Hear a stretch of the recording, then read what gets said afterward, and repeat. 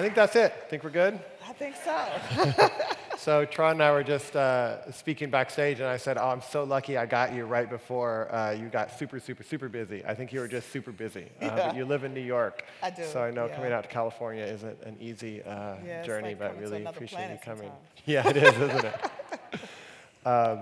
So thank you for being here.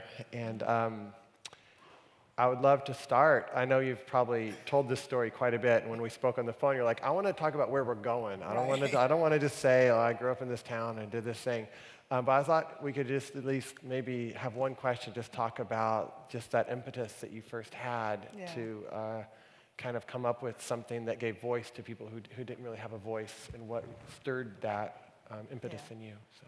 Well, I don't mind giving background, especially now, actually, because there's so much bad information out there about where I'm from and how this started.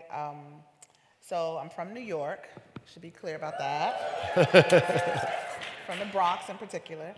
Shout out. And so, but I actually started this in the South. I grew up in New York. I was a part of a youth leadership development program that was based in the South, and it was founded by former members or members of the people in the civil rights movement, human rights movement, and the labor movement, and they wanted us to carry on that legacy. And so I started going to Selma, Alabama when I was 14, 15 years old. And so I eventually went to school in Alabama, and when I finished school, went to live in Selma to work for this organization. Wow.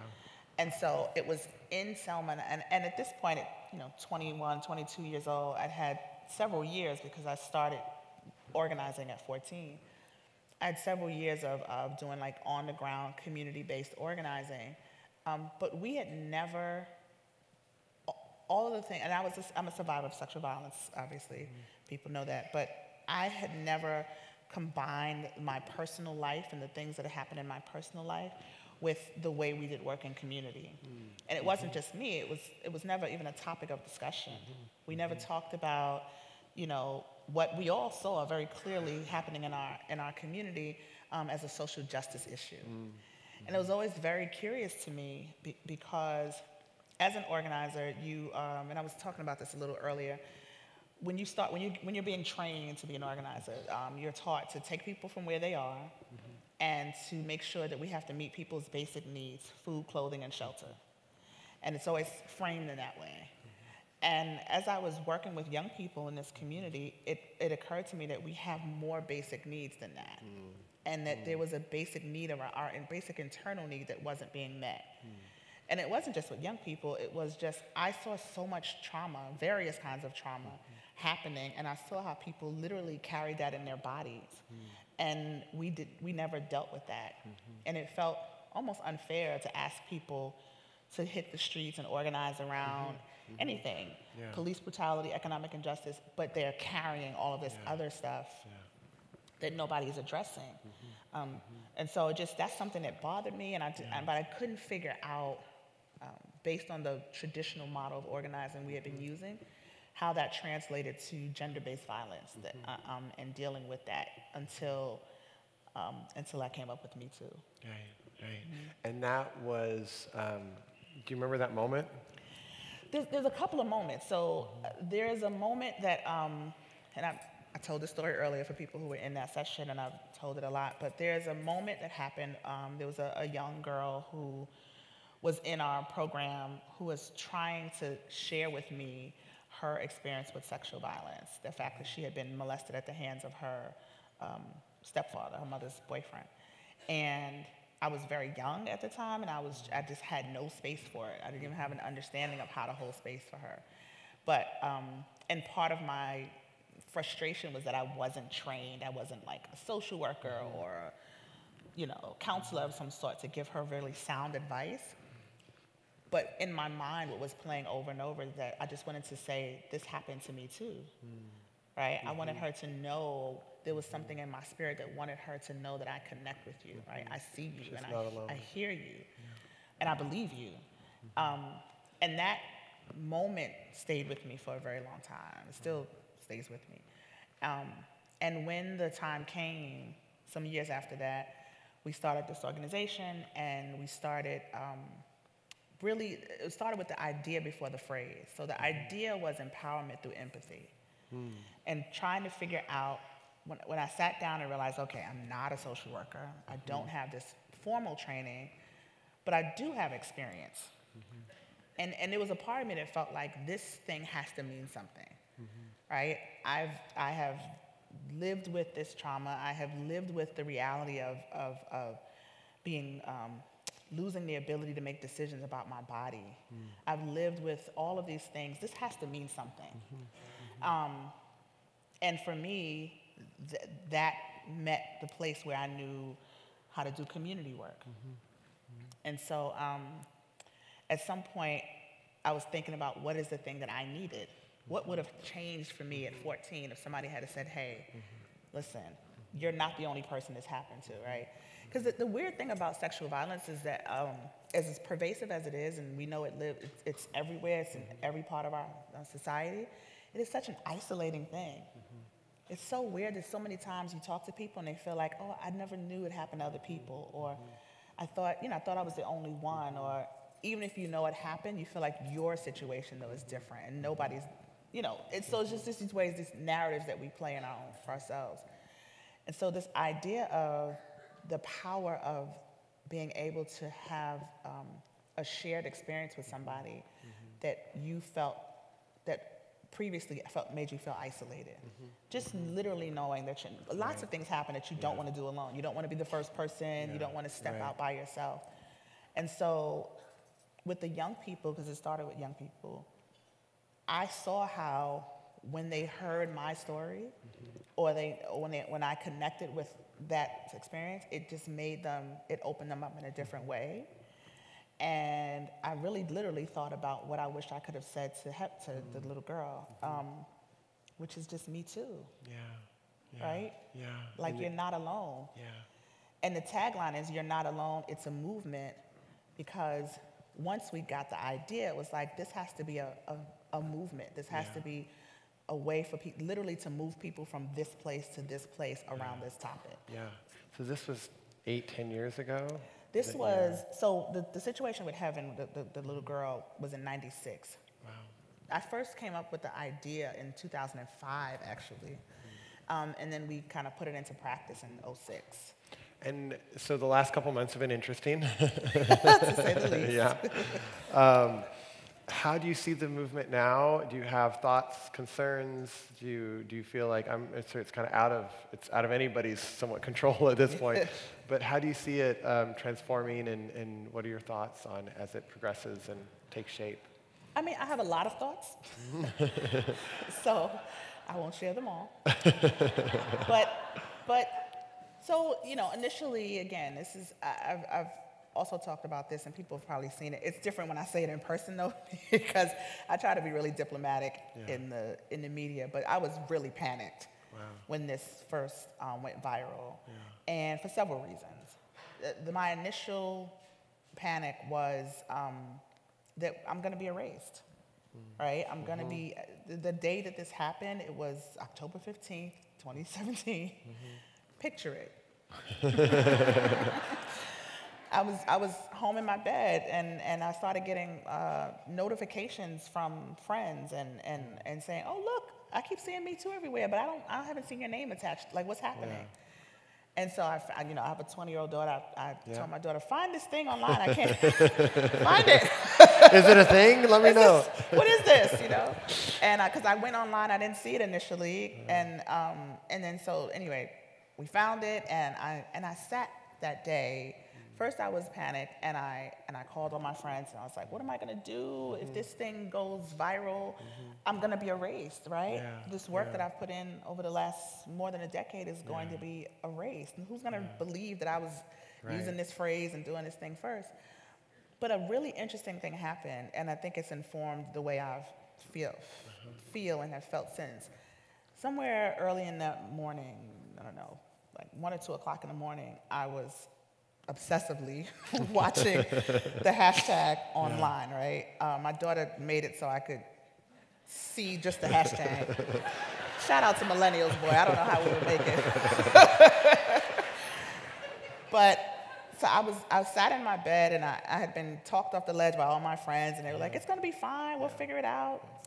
And I was watching the hashtag, and some woman's story, and I wish I'd screenshot it or something, but some woman's story, everybody had posted just Me Too, but this woman posted her actual story. It was like a link to her story, and I clicked on it, and I read it, and I was, what we say in the Christian churches, I was convicted in that moment, because I had spent the whole day, and let me just also say, I spent the whole day righteously worried about being erased, because we know that Black women's work definitely gets erased. Definitely. Right? That's not, I'm not saying that was a baseless fear. I've definitely had, and I've seen it. I've seen people I know have their work erased or co-opted. But in this particular moment, when I read this woman's story, I said, God, I've been worrying about my work being erased, and my work is happening right in front of me. Wow. It's been happening right in front of me all day. Wow. Right? And so it was, for me, it was a really interesting choice that I had to make. You know, I call all of my social media things, I say, you know, servant leader is my description in my bio. And I thought, in this moment, the choice for me is, or the question I guess I had to ask myself was, am I going to be in conflict or am I going to be in service? Wow. Because I have said, this is where the rubber meets the road, right? Yeah. I have said all my life that I am in service of people. Yeah. I've made a conscious decision to live a life that is in service of people, even from a leadership position. And so now I have this opportunity, and what should I do with it? And I didn't know what it was going to turn into, right? This is me making a decision in my bedroom. Follow the hashtag. Right. I didn't know if my service would be accepted or people would hear it, but I knew I had to try to insert myself in this conversation. Yeah. And so that has informed how I move and operate since then. I'm really, I'm disappointed in some ways how the narrative has taken shape. But I am also really excited to have the opportunity like this to speak to thousands of people or hundreds of people about what the movement actually is about, the potential that we have, the opportunity that we have at this moment, and how imperative it is that we don't let it slip through our fingers. Beautiful, beautiful. So I want to make sure that thank you. So I want to make sure we tackle that head on, or we address that head on. Okay. So, and maybe you feel like you've already said it, but what is it actually about, and we can tackle that. Yeah, what is it actually about, and what is the vision, at least that you have? Not that you can control everywhere it turns, but what is it for you that's actually about that you feel most passionate around? So what we have been told and what we see in the media all the time is that there's, and you could Google right now 20 articles probably about the failure of the Me Too movement or the this or that of the Me Too movement, and it's I'll start with what it's not about. It's definitely not about targeting powerful men, right? Yeah. No, even in Alyssa's initial tweet that started people posting online, she didn't call for anything except for people to make a statement to say, this thing happened to me. Right. Beyond that, before that, when the women came out around Harvey Weinstein, they didn't make a call for anything. They literally were trying to find a space to tell their truth. They were trying to be believed and heard in a way that they hadn't been historically. Yeah. And the fallout from that is a corporate response and a media response, right? So they gave their truth, and as a response to that, these corporations said, we won't deal with you anymore. You can't work here, you can't be a part of this. That's not what they asked for. I'm sure they're quite fine with the outcome, but in some instances, or most instances, yeah. And so what the movement is actually about is two things. This is a movement that is about supporting survivors of sexual violence and making sure they have the resources that they need to find or craft a healing journey. Okay. And the second part is, the tool for that I think is the power of empathy, empowerment through empathy, among other things. The second part about that is when I talk about radical community healing. What we should be talking about in this moment is the numbers, the thousands, millions of people who have come forward and shared their experience with sexual violence across the spectrum, whether they've been sexually harassed in the workplace or sexually assaulted or abused as a child. People are coming forward in record numbers and publicly talking about the kind of violence that they have had to deal with in their lives. There should be a community response to that. This is about, when I say radical community healing, I mean concretely, what laws and policies have to change? How does the culture have to shift in order to create safe spaces so people feel safe and protected, and the most vulnerable among us feel safe and protected? I feel like everything else outside of that is a distraction from the reality that there's like all of these people yelling and screaming for help, and we're like, can we hug in the age of Me Too? That's a ridiculous conversation. Right? So my vision, thank you. I'm glad y'all agree. My vision for this is that we take this opportunity that we're having a sustained national dialogue about sexual violence. We've never seen this in our country ever. That we take this opportunity to figure out where the gaps are. There are, I don't know, how many numbers of organizations and groups that exist to work around sexual violence, rape crisis centers and advocacy groups, and it's still not enough.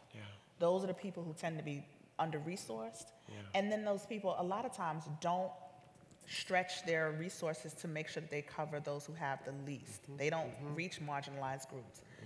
And there's not a lot of nuanced thinking around survivorship and healing. If you go online now and you look for the resources, very, very, very few of those resources even say the words healing. People they shy away from that idea that healing is possible. And I think that we should run towards it. We have to embrace the idea that healing is possible. And I think people run away from it because it's hard. You know, we make it sound it's hard. I mean, we make it sound sexy and like healing. You know, it feels, but there's an ugly underbelly to healing, and it's tough, and it's long, and you fail at it a lot of times. You fall down, but we have to charge at it full speed ahead, because what other choice do we have? And what do you think the role is in terms of this community healing part, which you said was somewhat key? Because there's people who don't feel like associated with the Me Too. Oh, that wasn't my experience. You know, I'm glad they're getting support, but they're a bit of a distant relationship. What do you feel like is the role of people who might not be as directly impacted, but who still care and want to be a voice? Because if somebody's getting support, how does the community step in? I agree with you, social services are there, but how does each individual maybe participate in that in ways that support it? I think that everybody has a role to play in this. And I'm so glad you asked the question in that way, because I think just in general, we live in silos.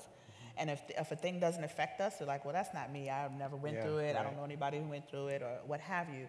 But we all have to me, it's like racism, right? I think that people, because race is such an issue that we deal with in a more direct way in the country, people get it when you say we all have a role to play in ending racism or preventing racism, what have you, right? And so if you are not a person of color, if you're a white person, and you understand that, you understand that you cannot support a culture where racism thrives or exists, and you understand that you have to use your privilege in service of people who have less privilege. I think those are concepts people get. It's a very similar thing around sexual violence, right? Racism is violence in a lot of ways, and there's a lot of violence attached to this on this side of the spectrum as well. And so even if it's as simple as not of dismantling rape culture, right? If you know somebody who has been abused or sexually assaulted or whatever, interrogate the ways that you support rape culture in your everyday life, right? Either by not speaking up or by laughing. Not speaking up, laughing at rape jokes, victim blaming or victim shaming. Like, there are several ways that just the average everyday person allows rape culture to thrive. That's a very simple thing that we can do. You can read a book, Google things, you can figure out how to be more of a person who doesn't support that. And then also, I think that the everyday, we have to, culture shifts, I don't think that this moment is an actual culture shift. I think that we are the very tip of the iceberg of figuring out how to shift the culture, right? There are several things that have to happen before we have a full-on culture shift. But one of those things is that we have to model different behavior. We have to not just use the rhetoric of, you know, making change and culture shift. We love words. We come up with our new policies for this or whatever, You know, values. In some ways, I think that's why people are really more comfortable talking about sexual harassment in the workplace in this moment. It's a serious issue, and it should be definitely dealt with head on. And we really haven't had a national dialogue since Anita Hill about sexual harassment in the workplace. But I think people think, let's talk about that. We'll create some policies and some laws and some rules, and you know, and then we'll be okay. Look, we fixed it. Right. And there's a whole spectrum of sexual violence that we're not just dealing with. Yeah. And so I think the other thing people can do as individuals is keep interrogating and educating yourself and figuring out how you can. Our communities are where we should feel the safest, right? Yeah. When people come home from like drug rehab and things like that, they tell people don't go back to the same community where you use because you're susceptible to use again and those kind of things. And I think about all of the ways that we stay in the places where we were harmed. Yeah. Right? We still live in these communities in the country where we were harmed. And so while we may not have choices about that, we do have choices about how we fix that community. Yeah. You know? That's something that we decide together. An individual healing journey is something that's very personal, that you have to make decisions about yourself, and ours will look very different. Right. But a community healing journey is something we do together. We have to make those decisions together, and we have to move forward doing that work together. Yeah. I'll give an example. I think I told the story earlier too, because I'm so excited about it. Sure. We had this meeting in Long Island where I had a meeting with, I got to meet with college students college and high school students who are organizers, to strategize with them about different means of organizing outside of just like rallies and protests, like what does real organizing look like on and off your campuses. And then we met with local legislators and heads of advocacy organizations so that I could facilitate this conversation between two groups of people that never have conversations to talk about where the gaps are in their community and how they can help each other and work together. And then we did something similar to this. We had a community conversation where people got to stand up and air their grievances. I answered questions, but I also just sort of, again, played moderator to get people to pull out the kind of things that the needs they saw in their community. That is what community healing looks like to me. That is groups of people who never sit at the same table coming together to realize that we have a greater need in this moment. Yeah, and it's not serving any of us to keep this under. So it seems that there's a lot of the violence has been done to people who were in less power than somebody else, whether that's due to economics or age or there's a power. And it feels like so many things often take attention off of the person who's actually harmed, and how does he or she get healed. And then some people, though, argue it's like, well, what happens to the people who've done some of that harm? Is there a process within the community healing of how they can be included, but not in a way that limits actually somebody else's expression and needs for pain? Yeah. And I don't know if you have thoughts on how to balance that. The two of those. Yeah. I think that's a really important question that's happening right now in the world of people who do this work. The funny thing is that there's studies about this that support this as well. If you talk to people who are survivors of trauma in general, particularly around crime, people are far less punitive than they are restorative. Right? There's actual evidence to show that people are, and even think about what's happening in this time. Again, you know, there might be sort of irrational or like anger-fueled calls that people have about their particular perpetrator. Right. But I mean, in a larger sense, people are calling for reform and for safety, but they're not calling for like punitive measures around people. or for other people. Lock them up for life. Yeah, that's not really what you hear. And I do think for us to have community healing, we have to start looking at restorative and transformative justice as a model for doing that. And it's, look at that. They're behind you.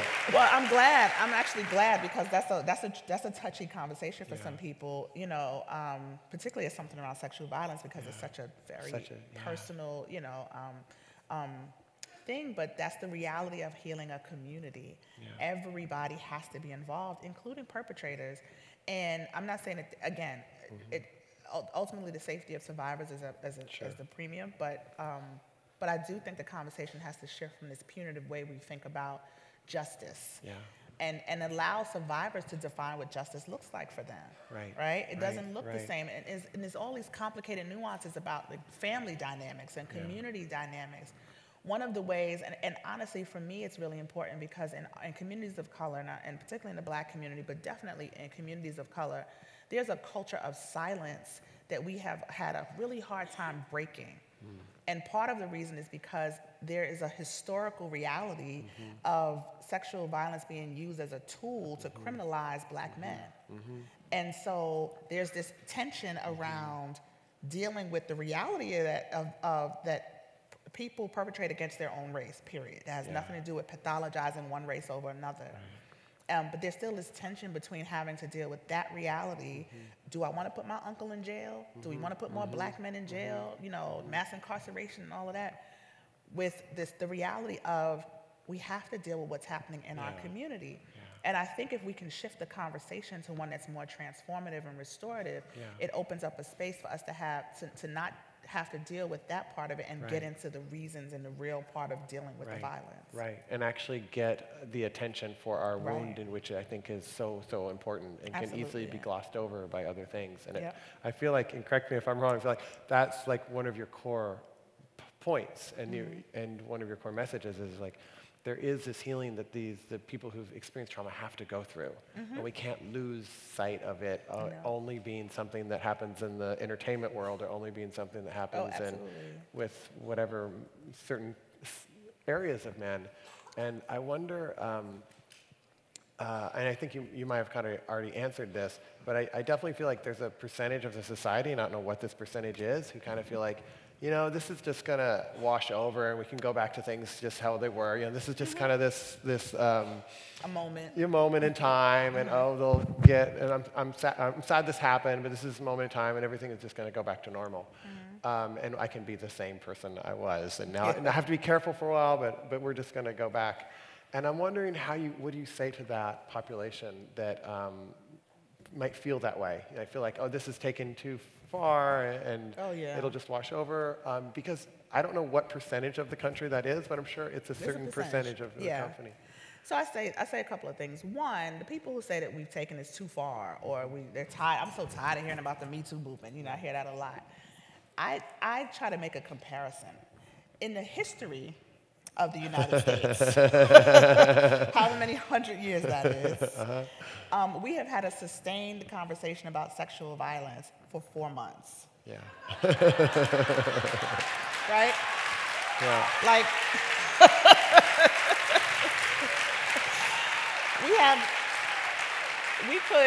we could literally talk about this 24 hours a day, 7 days a week for the next 10 years and barely scratch the surface. So, but I mean, really, we've only just started having the conversation. Even the people who try to say, well, they want to attach all these other things to the Me Too movement. And I think they're viable and valuable things.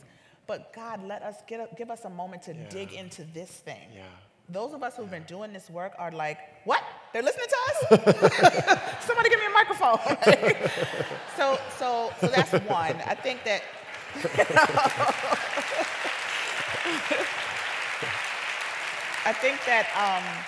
I think that to give people perspective, right? This has been a very short period of time. And some people are rushing through because they're not comfortable. They're just not comfortable talking about it. And I get that. I want to go back to my old world view that everything is fine. And, Please, I just want to, you know, and then the other part is, I do think some of this will subside greatly, right? I mean, I think it's gotten so huge that it'll never go away. Like we'll always know Me Too as a thing and connect it with sexual violence.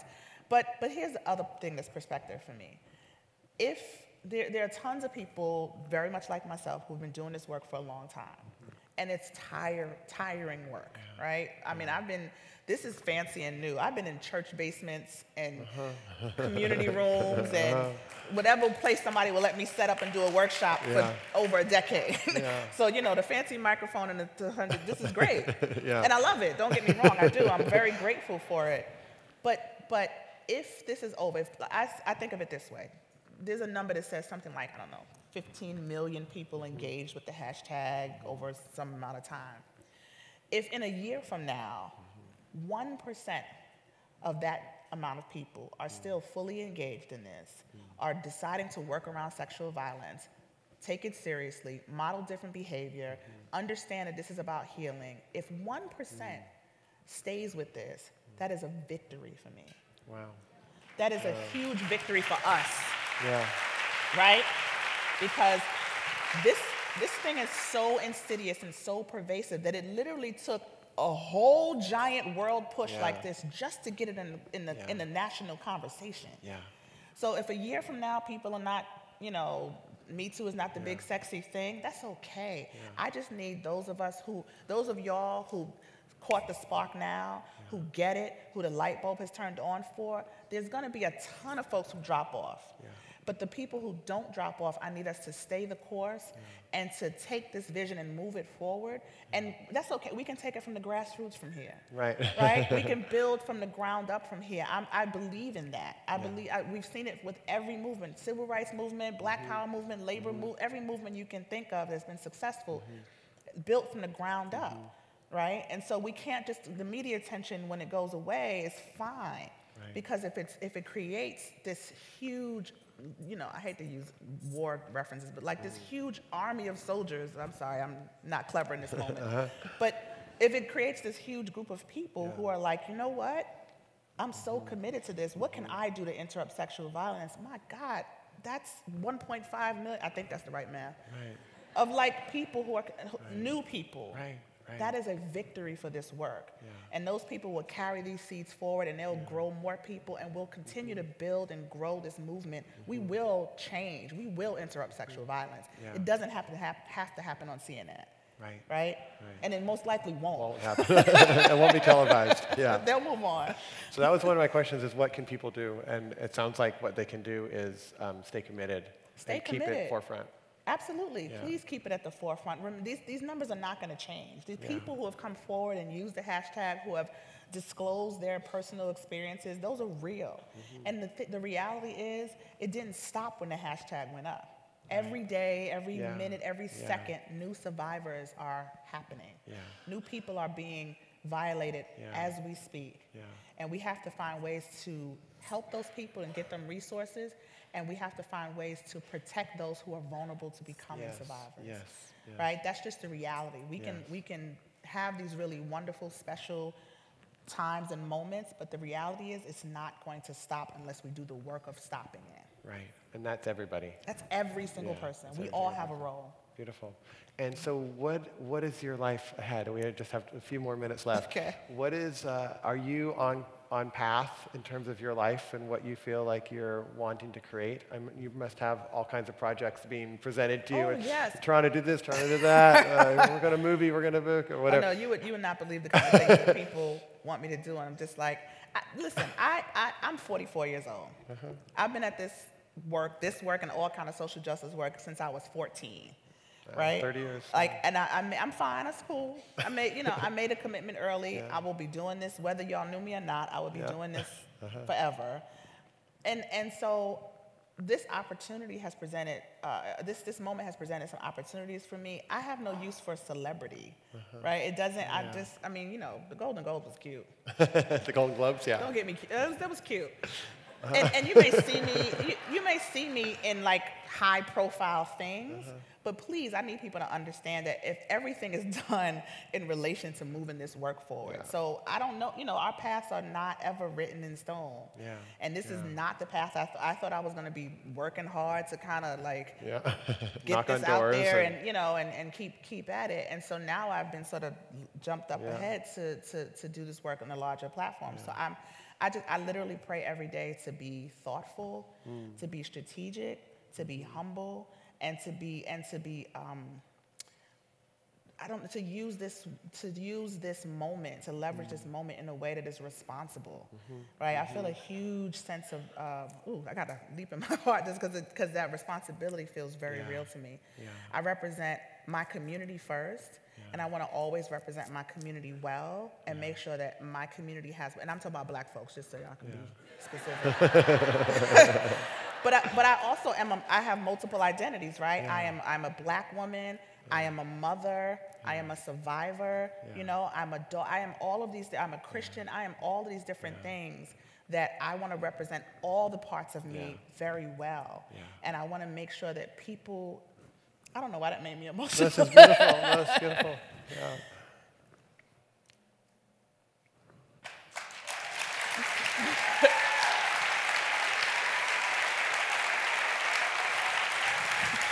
Y'all are so nice. I think that the thing that I worry about the most is not so much disappointing people, but not being responsible. It is. We're loving you. Thank you.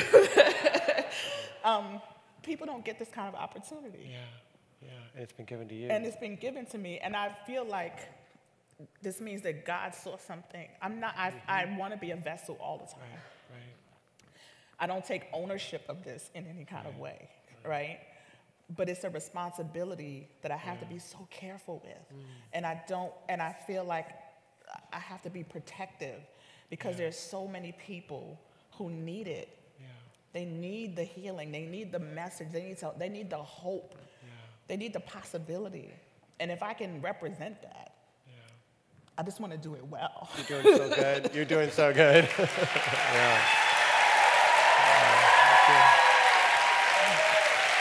I'm so embarrassed.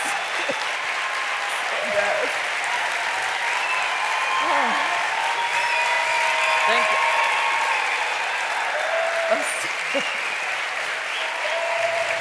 Thank y'all. Thank you. Do you want to stand up? Thank you. You can just take in whatever you want to take in. Thank you.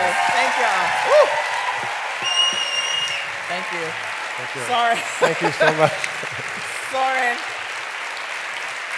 Thank y'all. Thank you. Thank you. Thank you. Thank you. You are now officially like Barbara Walters. Now you got it. Don't ask me what kind of tree I want to be. No, I just want to take a moment to thank you. I mean, the heart that you bring and the care and the empathy and the compassion and that you've worked so hard and that God has trusted you completely rightly so to carry forth this. I think it's just an honor to be in this space with you. And I know that you've touched thousands of people here tonight. Thank y'all. So, thank you. Thank you. Thank you.